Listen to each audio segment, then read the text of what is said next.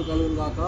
ఈరోజు మరి ఎంతమంది ఎన్ని ఆటంకాలు చేసినా మరి మన మధ్యలో మరి ప్రశాంత్ సీనియర్ అడ్వకేట్ గారు మరి అదేవిధంగా కవి గారు వారు ముందుకొచ్చి మరి ఈ యొక్క వాద ఏదైతే కోర్టులో కేసేశారో దాని మీద వాదపుల మీద వాళ్ళు మాట్లాడి మరి వారి యొక్క నైపుణ్యాన్ని ప్రదర్శించి ముఖ్యంగా క్రైస్తవ లోకానికి జరుగుతున్న కొన్ని ఆటంకాలు ఇవన్నీ కూడా గత కొంతకాలం నుంచి కొంతమంది శక్తులుగా వాళ్ళు మూటగా టీముగా కూడుకొని అదే పనిగా టార్గెట్ చేస్తూ మరి క్రైస్తవులను చెప్పుకుంటూ మరి ఇలాంటి క్రైస్తవ సభలు ఆపుతూ మరి వాటి మీద ఎన్నో అపోహాలు వేస్తున్నారు.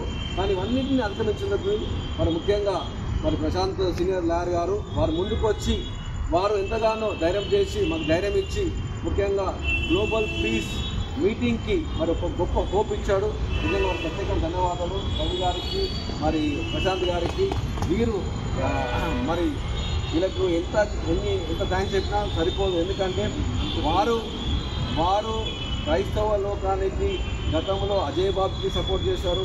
అదేవిధంగా డాక్టర్ కేఏ పాల్ కూడా ఈరోజు ముందుకు సపోర్ట్ చేశారు. ఈనాటి నాయకులు మనకు కావాలి, ఈనాటి లాయర్స్ కావాలి, చిత్తశుద్ధి కలిగి ఉండాలి, సమాజం కోసం పనిచేయాలి, క్రైస్తవ లోకాని కోసం పనిచేయాలి.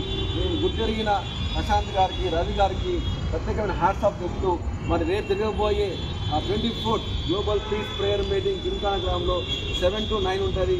అందరూ పాల్గొని దేవుని మహిమపరచాలని మీకు అందరికీ ప్రత్యేకమైన దేవుని వందనాలు చెల్లిస్తూ లాయర్స్కి ప్రత్యేకమైన ధన్యవాదాలు తెలుసుకుంటున్నాను.